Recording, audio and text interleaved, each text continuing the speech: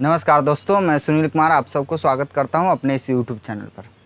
आज आपके समक्ष मैं पाटलिपुत्र जो पाठ है, संस्कृत के दूसरा पाठ है क्लास 10th के, उसके बारे में कुछ चर्चा कर रहा हूं और इसमें अधिक से अधिक हम बताने का प्रयास करेंगे और हिंदी टाइप से चर्चा करेंगे। संस्कृत भी रहेगा परंतु हिंदी टाइप से ज़्यादा चर्चा करेंगे। चलिए, पाटलिपुत्र जो है इसके बारे में कहानी बता रहा हूँ। देखिए, इससे बहुत सारे प्रश्न आते हैं और इसमें जो है सो कई टाइप के प्रश्न पूछते हैं, सब्जेक्टिव और ऑब्जेक्टिव भी पूछता है। कहता है आप जाइएगा तो कोष्ट में लिखा हुआ बुक जो है, बुक ऐसा वाला बुक होना चाहिए। देख लीजिए, पीयूषम जो है और ऐसा वाला यहाँ है, यहाँ कोष्ट में लिखा हुआ है। पहले ये ऐसा जो कोष्ट में लिखा हुआ है पूरे किताब से 3 से 4 नंबर का प्रश्न पूछेगा।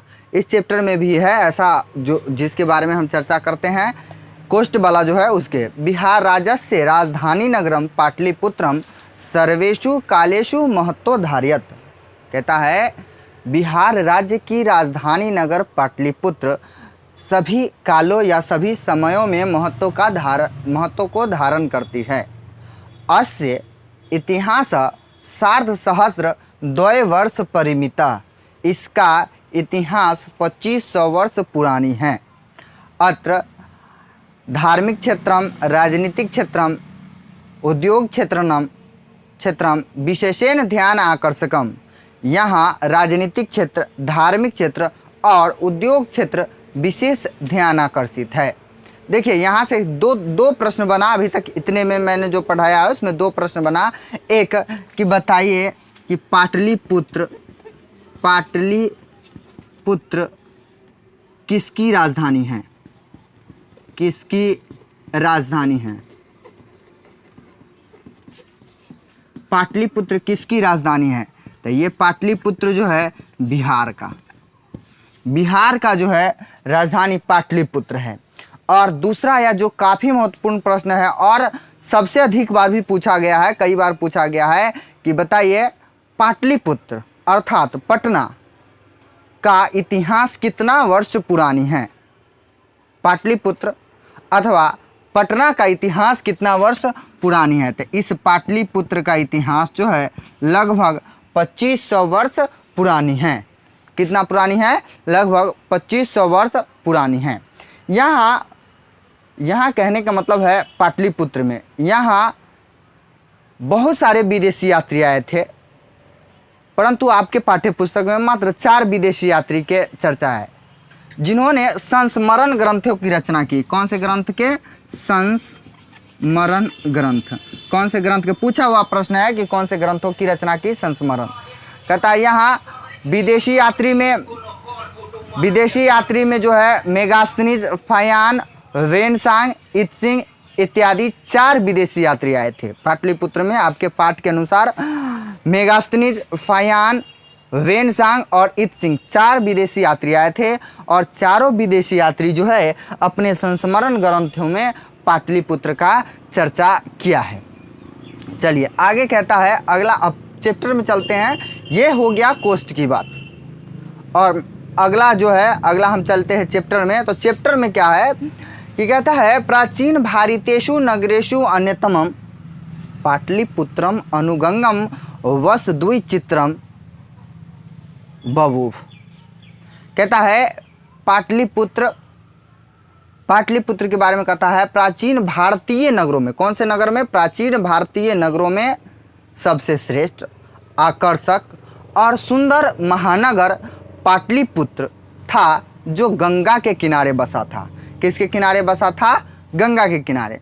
तो प्राचीन भारतीय नगरों में सबसे श्रेष्ठ पूछे तब, या आकर्षक पूछे तब, या सुंदर पूछे तब कौन से नगर था? तो ये था पाटलिपुत्र। ये पाटलिपुत्र था और किस नदी के किनारे बसा था? तो पाटलिपुत्र जो है गंगा नदी के किनारे बसा था। किस नदी के किनारे बसा था?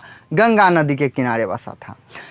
उसके बाद कहता है इसके विषय में कहता है तत् विषय दामोदर गुप्तो नाम कवि स्व अपने कुटनिमिताख्य काव्य में कहते हैं। कहने का मतलब है कि दामोदर गुप्त नाम के कवि जो है अपने कुटनिमिताख्य काव्य में कहते हैं अस्ति महितल तिलकम सरस्वती कुल गृहम नामना पाटलिपुत्रम महानगरम परिभूत पुरंदर स्थानम। कहता है कि दामोदर गुप्त नाम के कवि कहते हैं अपने कूटनीमिता के काव्य में पाटलिपुत्र जो है यह धरती तल का तिलक, सरस्वती का कुलघर और इंद्र के निवास स्थान से भी श्रेष्ठ या सुंदर पाटलिपुत्र महानगर का नाम था। क्या कहा? दामोदर गुप्त नाम के कवि कहते हैं कि धरती तल का तिलक है, सरस्वती का कुलघर है और सभी महानगरों में श्रेष्ठ पाटलिपुत्र महानगर इंद्र के निवास स्थान से भी सुंदर है। देखिए ये प्रश्न 2 नंबर का भी पूछेगा आपसे कि दामोदर गुप्त के अनुसार पाटलिपुत्र नगर कैसा था। चलिए अगला जो है, अगला कहता है, हाँ एक प्रश्न और है, ऑब्जेक्टिव पूछेगा आपसे, बताइए काव्य मीमांसा के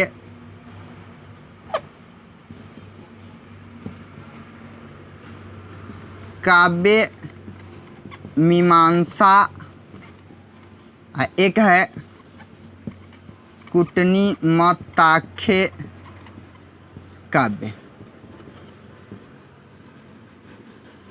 एक और है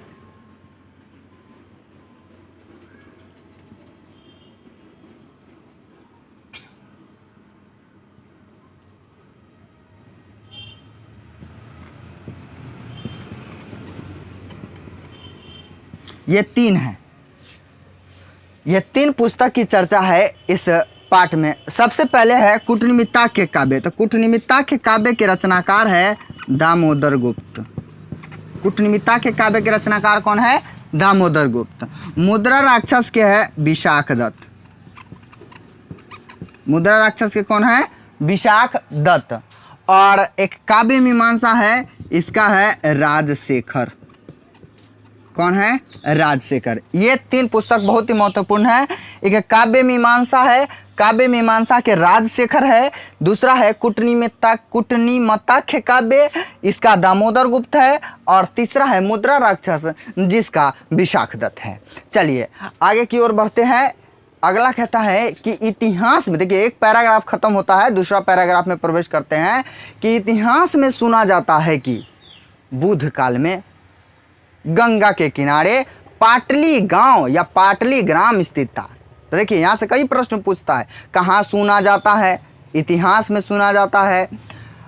कौन से गांव था? पाटली ग्राम था। किस नदी के किनारे बसा था? तो वह है गंगा के किनारे। किसके काल में था या किसके समय में था? तो बुद्ध के समय में। जरा सा गौर कीजिएगा, यहाँ से कई प्रश्न बनता है। बुद्ध काल में, इतिहास में सुना जाता है कि बुद्ध काल में गंगा के किनारे एक पाटली ग्राम स्थित था। पाटली गांव कहिए या पाटली ग्राम स्थित था। ये पाटली ग्राम जो स्थित था, जहां भगवान बुद्ध अनेकों बार आए थे और उन्हीं के द्वारा कहा गया था, किसके द्वारा? भगवान बुद्ध के द्वारा, उन्हीं के द्वारा कहा गया था कि यह गांव मतलब पाटली ग्राम, यह गांव भविष्य में महानगर बनेगा। परंतु कहा यह गांव भविष्य में महानगर बनेगा, परंतु कलह, अग्निदाह और बाढ़ से हमेशा भयभीत रहेगा। यह गांव अवश्य ही महानगर बनेगा, परंतु कलह, अग्निदाह और बाढ़ से हमेशा भयभीत रहेगा। भगवान बुद्ध के कहने के अनुसार समय बीतता गया और उसी के कथनानुसार यह गांव भविष्य में महानगर बना। चलिए अगला प्रश्न के आगे कहता है कि इस पाटलिपुत्र में जो है अनेक महानतम शासक हुए, जैसे चंद्रगुप्त मौर्य है, सम्राट अशोक है। तो चंद्रगुप्त मौर्य के समय जो है यह शोभा और रक्षा व्यवस्था से अति उत्तम महानगर था। 2 नंबर का प्रश्न पूछता है कि चंद्रगुप्त मौर्य के समय पाटलिपुत्र नगर कैसा था। तो चंद्रगुप्त मौर्य के समय पाटलिपुत्र नगर शोभा और रक्षा व्यवस्था से अति उत्तम था, ऐसा यूनान के राजदूत अपने स्मरण ग्रंथों में चर्चा करते हैं। और सम्राट अशोक के समय पाटलिपुत्र नगर अत्यधिक समृद्ध था, ऐसा इतिहास में देखा जाता है। चलिए आज के लिए इतना ही। अगले वीडियो का इंतज़ार कीजिए, हम अगले वीडियो में आपको इससे आगे वाला पैराग्राफ बताएंगे। धन्यवाद वीडियो देखने के लिए। अगर आपको अच्छा लगता है तो लाइक कीजिए, सब्सक्राइब कीजिए, शेयर कीजिए और कमेंट कीजिए।